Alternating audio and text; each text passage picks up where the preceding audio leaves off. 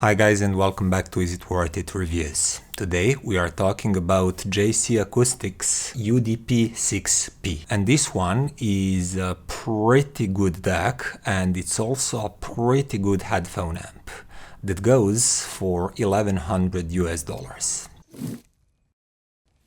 So let's go through some basics first. If you look in the back of the unit, you'll see that we have all the usual digital inputs: USB, coaxial SPDIF, optical toslink, and there is I2S HDMI port. On the output side, we have both single-ended RCAs and balanced XLRs. Both of these are variable. That means that you can use this one as a line-level DAC if you max the volume control, or you can use it as a basically small preamp. Last thing to notice, fully on the right, is that we feed this one with AC power, meaning that the power supply is located fully inside the unit, and that's why it's big and chunky. And this is one interesting thing, that if you look images of the inside of the unit, you'll see that there is pretty beefy and nice looking power supply here. And I was pretty happy to notice when I was browsing the features of UDP-6P that the manufacturer says that high quality power supply is a pillar of a good sound quality, which it is. And in more budget-oriented, more price-limited devices, the power supply is usually the first one to suffer, and they often just leave it out of the equation completely, put some small cheap switching power supply wall-wart, and then you can upgrade it later if you want. But not for UDP-6P. It features linear power supply with a really chunky transformer, huge bank of capacitors. I think there's like 30,000 microfarads here, which is respectable. And then there are several stages of voltage regulation and so on and so on. So we are talking about the power supply that looks like aftermarket linear power supply that I would purchase to power some of my own digital streamers or DACs or something like that. And I really like seeing somebody paying that much attention to the power supply, because it pays off in terms of sound fidelity in the end. Aside from that, the DAC chip itself is a Sabre flagship 9039 Pro. And I won't talk much about tech specs, as I usually don't talk about that much. I'll just put on the screen so you can see the version of XMOS USB signal processor and which SPDIF receiver it uses, etc. But the thing we cannot skip is that this is actually a mighty headphone amplifier too. It's not only a DAC. As you can see in the front here, there are two headphone outputs. One of them is single-ended 6.35 millimeters. The other one is balanced 4.4 millimeters. And if you look at the spec sheet, the power of this headphone amp is really high. It goes up to 7.5 watts into 32 ohms when you use balanced outputs.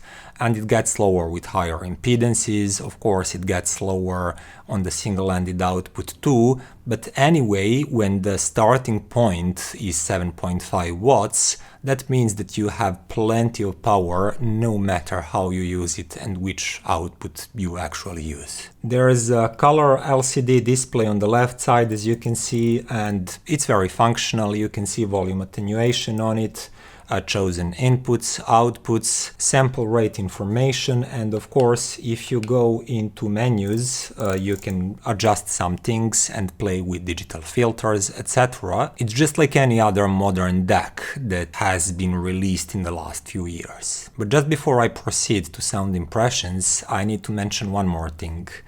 This is the UDP-6P unit that's $1,100 US, and there are two optional add-ons that I didn't get.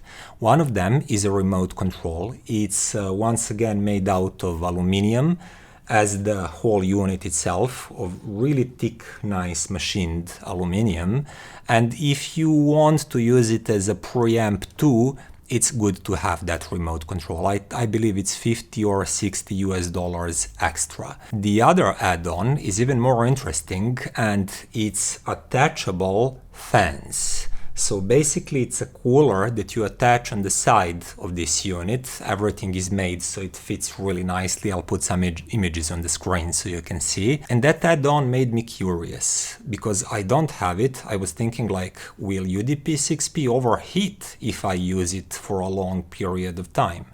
So to test that, I left it on for 48 hours straight, playing music into my planar headphones that are not an easy load. And I have to say, even though it gets quite hot, it's still okay to the touch. And we people are sensitive. We think that something is really sizzling hot around 50 degrees Celsius. But this one was very hot, but not that hot. Which is not cool, but it's not something that would worry you because electronics and semiconductors and just electronic parts, they do not care about temperature as much as we organic beings do. But I was using it on my desktop with plenty of room to actually for air to circulate. And I can imagine that maybe some of you, if you want to make some sort of stack with several different devices, or if you just have very limited shelf space and then there is not much of free air around the unit, that is the situation where those additional fans to circulate fresh air into the unit might come in handy. But for the rest of you that are not going to cramp it into some narrow spaces, I don't think fans are needed. I started testing UDP-6P as a DAC in my room setup, just connected to my preamp and then power amps and then speakers. And it sounds really good. Tonality is like dead neutral. To my ears, it's as neutral as it gets. Bass line is deep, it's very authoritative, but possesses great control and grip, and it's very quick to start and to stop. That phrase that a bass line note can start and stop on a dime is really appropriate in this case. And then the same is true for the mid bass, that is also really tight and well controlled. But the good thing is that it doesn't sound overly lean in any way to my ears. It's just that it has great control. Mid-range is probably the star of the show because it's very open and it's highly revealing, and there's great sense of that husky, crunchy tone texture. If you listen to any music with percussions or some sort of brushes and things like that, all of those tiny subtle noises will be so easily heard. But the thing is that there is no sense of sharpness and like overly crisp tones with this unit. Instead, it feels very natural and unforced, just really open and revealing. And the highest frequencies, once again, really well extended, highly resolving. There's a great sense of just air and empty space around all tones and instruments, and because of that even the sound stage is really big and wide and tall and airy. Now this is a Delta Sigma DAC after all, so you cannot expect some huge depth like you would get with R2R DACs or some tube DACs. But as far as these cheap DACs go, this is one of the biggest and airiest sounding sound stages. And when we add on top of that pretty great dynamics and liveliness and snappiness of the sound, this is one really well-rounded, really great sounding DAC. And to fully assess how good it is, I started comparing it to other DACs that I really like. Now, given its price and that it is at the same time a DAC and a headphone amp, I thought it was appropriate to first compare it to something like Topping D70 Pro Octo. And I did, and I very quickly concluded that D70 Pro Octo, as good as it is, I really like that one, cannot fully compare to UDP-6P. This one sounds bigger, airier, more open and more resolving. D70 Pro Octo is just a little bit more cramped towards the center of the sound stage, more in between the speakers, and the whole sound stage is narrower and tones are less revealing, less lush. So it really didn't took much time for me to conclude that UDP-6P is a better DAC. Because of that, I then moved to Topping D90 III Sabre, which is the latest Topping DAC flagship. And this time I definitely noticed that they are the same tier. But when I started listening critically, I realized that UDP-6P still has a small advantage. It showed more of that tone texturing and those crunchy details, like I mentioned, brushes from jazz recordings, percussions, things like that, all sounded a little bit richer and like they had a touch more complexity to them than with Topping, that made everything just a touch more analytical and just a touch drier. Then dynamics between these two is very comparable. They are similarly fast and precise and snappy and alive sounding. Topping is great with that, so is JC Acoustics. And lastly, the sound staging. Soundstage is wider and just more open and airier with JC Acoustics. So I realized that if I really want to put it through its paces, I needed my favorite DAC below $1,000, so I pulled out SMSL SU-10. Now this is one fantastic sounding DAC. I think I have it with me for longer than a year. It has been my go-to reference up to $1,000. And its sound is basically almost the same as JC Audio UDP-6Ps. But there is slight tonal difference. SMSL SU-10 favors bass line and mid-bass a little bit more, so it makes for a warmer and slightly fuller sound. Next to it, UDP sounds more controlled and more grippy. Because of that, higher registers, like the mid-range and highs, get your attention a bit more. It feels that the sound is sometimes a touch more open with UDP-6P.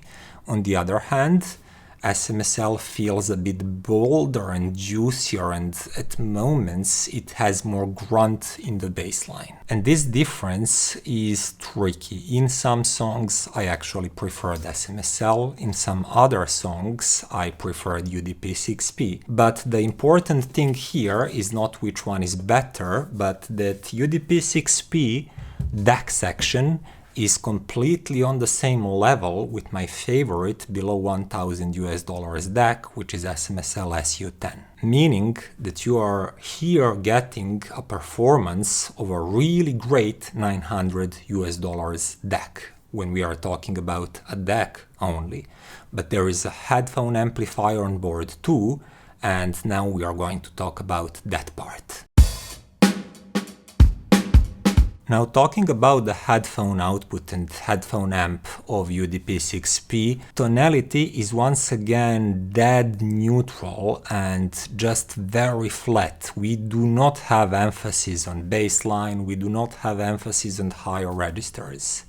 Mid-range is once again truly and really open and resolving, and there's plenty of details and that tone texture, and there's clarity of edges when you need it, but to my ears it never sounds overly sharp or analytical or digital in any way. But tonality aside, it also has pretty great drive and grip over bassline. Control is fantastic at all times, and then the sound staging is quite open and airy and decently spacious sounding. So I compared it to several standalone headphone amps like Topping A90D and SMSL SU-10 that I recently reviewed. And I have to say that it was quite close.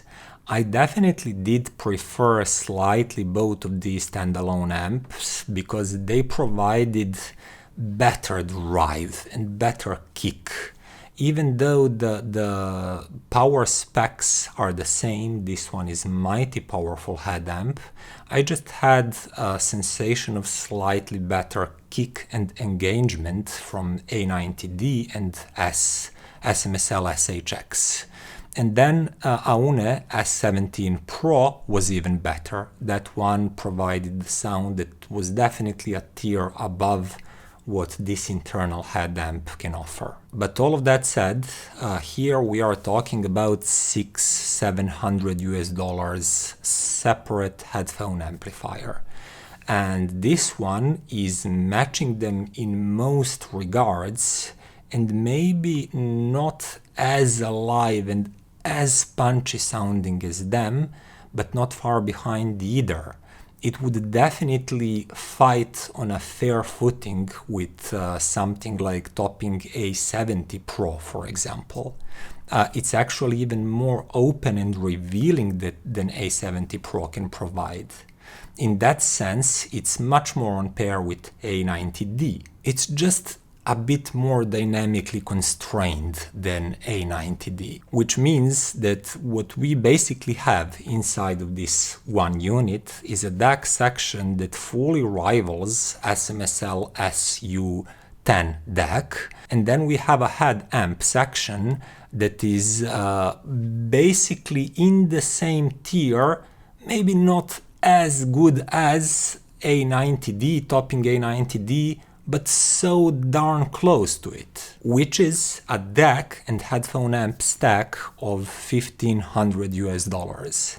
And you're getting like basically that level of performance from a 2-in-1 unit that is $1,100. Now I did one last comparison. So one of my favorite 2-in-1 DACs and headphone amps in one is this Rose Technics RT5000. Now this is like half the price of this JC Acoustics. It's smaller, but this one possesses really fantastic price to performance ratio, and it's basically one of the best DAC and headphone amp units that I've tested on my channel, and it is a great overachiever. And when I compare them directly, the difference was definitely not big. But Rose Technics is a little bit more colored sounding. It's colored in a way that I really like. It sounds very full and slightly warm and very liquid-like, and in isolation it lacks nothing. But when compared directly to UDP-6P here, you notice that UDP is more revealing, especially in the mid-range and higher frequencies. It has more tone texture, more of these tiny, crispy, crunchy detailing across the recording, and a little bit more air around you. And that same impression goes for both DAC output, line outputs on the back, and headphone output. And is the sound fidelity on UDP-6P twice better, because it's twice the price?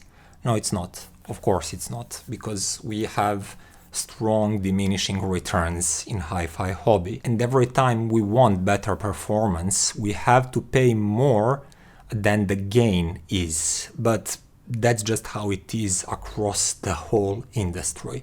And I cannot hold that against any device in particular. And the best value always lies with slightly more affordable devices. But if your aim and your wants and your needs are striving for something better for whatever reason, we people be weird, man. I don't judge. then this one is a really good proposition, because you're getting a fantastic DAC that rivals the best standalone DACs up to $1,000, and then you get a great headphone amplifier that rivals really great head amps at around $500. It's a great, well-rounded device with great attention paid to both DAC section and the headphone section, and obviously the power supply section. And I can tell you immediately that without that part, the results would not be as good. But fortunately they are, and this one gets a recommendation from me. And that would be all for today, guys. I hope you liked the video. See you next time.